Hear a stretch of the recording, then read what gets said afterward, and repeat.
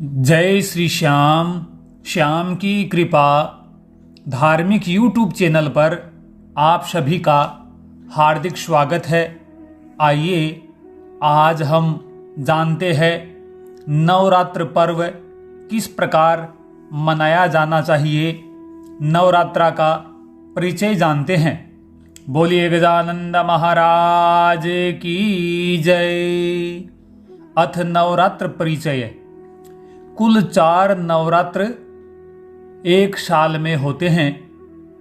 चैत्र, आषाढ़, आश्विन और माघ के शुक्ल पक्ष की प्रतिपदा से नवमी तक 9 दिन नवरात्र कहलाते हैं। इनमें चैत्र का नवरात्र वासंतिक नवरात्र कहलाता है और आश्विन का नवरात्र शारदीय नवरात्र कहलाता है।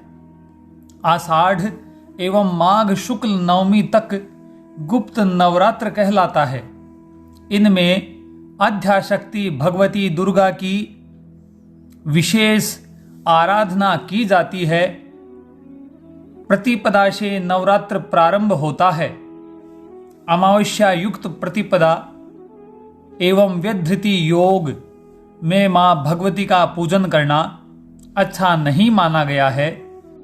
नवरात्रियों तक व्रत करने से यह नवरात्र व्रत पूर्ण होता है। तिथि की ह्रास वृद्धि से इसमें न्यूना अधिकता नहीं होती है।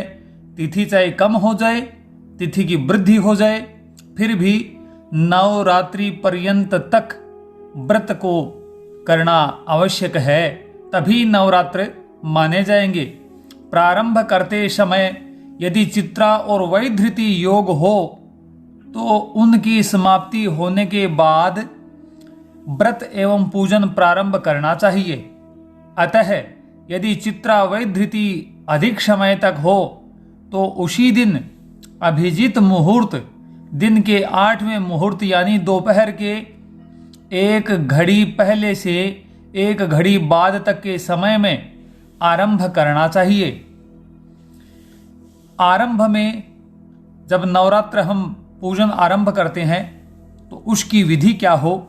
आरंभ में पवित्र स्थान की मिट्टी से वेदी बनाकर उसमें जौ गेहूं बोएं, फिर उसके ऊपर अपनी शक्ति और सामर्थ्य के अनुसार बनाए गए सोने, तांबे आदि अथवा मिट्टी के कलश को विधि पूर्वक स्थापित करें। कलश के ऊपर सोना, चांदी, तांबा या मृत्तिका, पाषाण अथवा चित्रमयी मूर्ति की प्रतिष्ठा करें। वैसे तो वसंती नवरात्रों में विष्णु की और शारदीय नवरात्रों में मां शक्ति की उपासना का प्राधान्य माना गया है, किंतु यह दोनों ही बहुत व्यापक हैं, अतः दोनों में दोनों की उपासना होती है। इनमें किसी वर्ण, विधान या देवादि की भिन्नता नहीं है। सभी वर्ण अपने अभिष्ट की उपासना करते हैं। यदि नवरात्र पर्यंत व्रत रखने की सामर्थ्य न हो तो आरंभ या समाप्ति के एक व्रत से एक रात्र के रूप में जो किए जाएं, उन्हीं से अभिष्ट सिद्धि की प्राप्ति होती है। नवरात्र व्रत आरंभ करते समय सर्वप्रथम गणपति की पूजन, मातृका की पूजन, लोकपाल, नवग्रह पूजन और भगवान वरुण का पूजन, स्वस्ति वाचन और मधुपर्क ग्रहण करके प्रधान मूर्ति की जो राम, कृष्ण, लक्ष्मी, नारायण या शक्ति, भगवती देवी आदि किसी भी अभिष्ट देव की हो, वेद विधि या पद्धति क्रम से अथवा अपने सांप्रदायिक विधान से पूजा करें। देवी के नवरात्र में महाकाली, महालक्ष्मी और महासरस्वती का पूजन तथा दुर्गा सप्तशती का पाठ मुख्य माना गया है। यदि पाठ करना हो तो देवतुल्य पुस्तक का पूजन करके 1 पाठ, 3 पाठ या 5 आदि विषम संख्या में पाठ करने चाहिए और पाठ में विशेष ब्राह्मण हो तो उनकी संख्या भी 1, 3, 5 आदि विषम ही होनी चाहिए। विशेष फल सिद्धि के लिए 1 पाठ करना चाहिए। उपद्रव शांति के लिए 3 पाठ करने चाहिए। सामान्यतः सब प्रकार की शांति के लिए 5 पाठ करने चाहिए और भय से छूटने के लिए 7 पाठ करने चाहिए और यज्ञ फल की प्राप्ति के लिए 9 पाठ करने चाहिए। राज्य की प्राप्ति के लिए 11 पाठ करने चाहिए।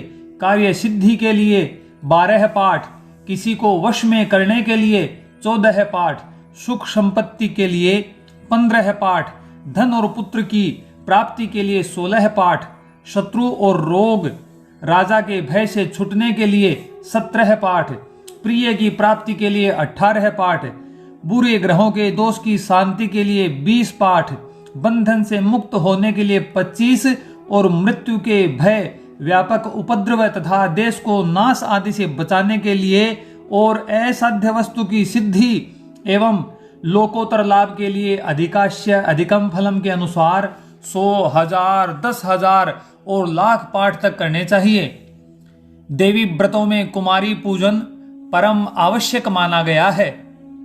ओम बम बटुकाय नमः से वटुक का तथा ओम कुमार्यै नमः से कुमारियों का पंचोपचार पूजन करें। इसके बाद हाथ में पुष्प लेकर अधोलिखित मंत्र से कुमारियों की प्रार्थना करें। कुमारी कन्याओं के सामने हाथ जोड़ें और ऐसा बोले, मंत्राक्षरमयीं लक्ष्मीं मातृणाम रूपधारिणीं नवदुर्गात्मिकां साक्षात् कन्यामावाहयाम्यहम् जगत पूजये जगद्वंधे सर्वशक्ति स्वरूपिणी।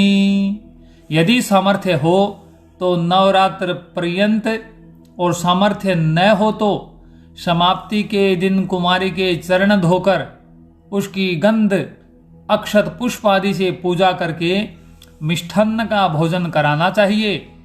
एक कन्या के पूजन करने से ऐश्वर्य की प्राप्ति होती है। 2 कन्याओं का पूजन करने से भोग और मोक्ष की प्राप्ति होती है। 3 कन्याओं का पूजन करने से धर्म, अर्थ, काम की प्राप्ति होती है। 4 कन्याओं के पूजन करने से राज्य पद की प्राप्ति होती है। 5 कन्याओं का पूजन करने से विद्या की प्राप्ति होती है। 6 कन्याओं का पूजन करने से षटकर्म सिद्धि की प्राप्ति होती है। 7 कन्याओं का पूजन करने से राज्य की प्राप्ति होती है। 8 कन्याओं का पूजन करने से संपदा की प्राप्ति होती है और 9 कन्याओं का पूजन करने से पृथ्वी के प्रभुत्व की प्राप्ति होती है। 2 वर्ष की लड़की कुमारी कहलाती है। 3 वर्ष की लड़की त्रिमूर्तिनी कहलाती है। 4 वर्ष की लड़की कल्याणी कहलाती है। 5 वर्ष की लड़की रोहिणी कहलाती है।